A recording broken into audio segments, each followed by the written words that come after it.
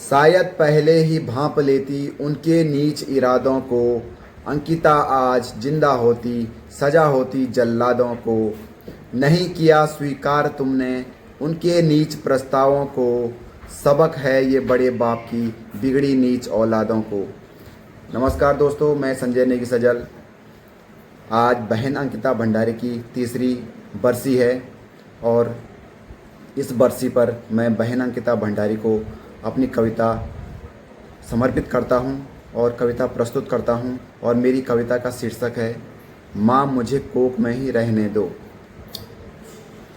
डरती हूँ बाहर आने से, माँ मुझे कोख में ही रहने दो। पग पग बहसी गिद्ध बैठे हैं, माँ मुझे कोख में ही मरने दो।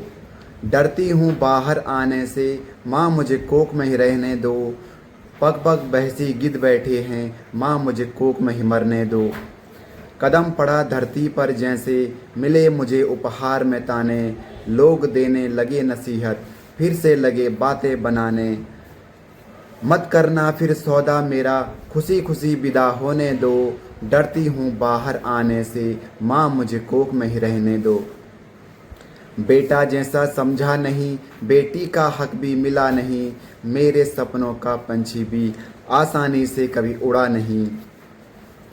खुशियाँ हुई दामन से दूर, जी भर कर आंसू बहने दो।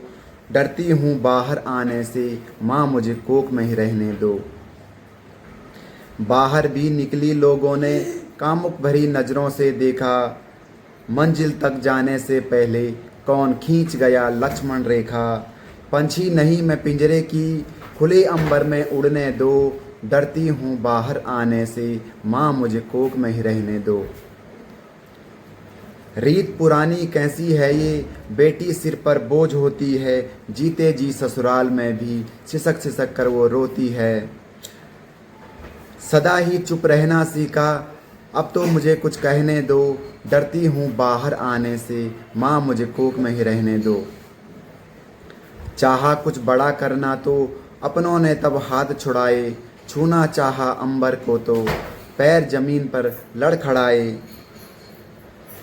लड़की हूँ बढ़ सकती हूँ, निरंतर आगे बढ़ने दो। डरती हूँ बाहर आने से, माँ मुझे कोख में ही रहने दो। बेटा बेटी एक विधान, फिर भी क्यों भेद करते हो। बेटी पढ़ाओ और बचाओ, क्यों बनावटी खेत करते हो।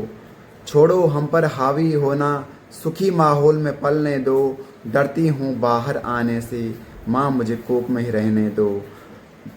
डरती हूँ बाहर आने से, माँ मुझे कोख में ही रहने दो। माँ मुझे कोख में ही रहने दो। माँ मुझे कोख में ही रहने दो। दोस्तों, कविता कैसी लगी? अगर कविता अच्छी लगे तो कमेंट करें और कविता को ज़्यादा से ज़्यादा शेयर करें, ताकि बहन अंकिता भंडारी की ये दर्दनाक जो घटना हुई थी, ये पूरे उत्तराखंड को, पूरी दुनिया को पता चल सके और उसे सही ढंग का न्याय मिल सके। धन्यवाद।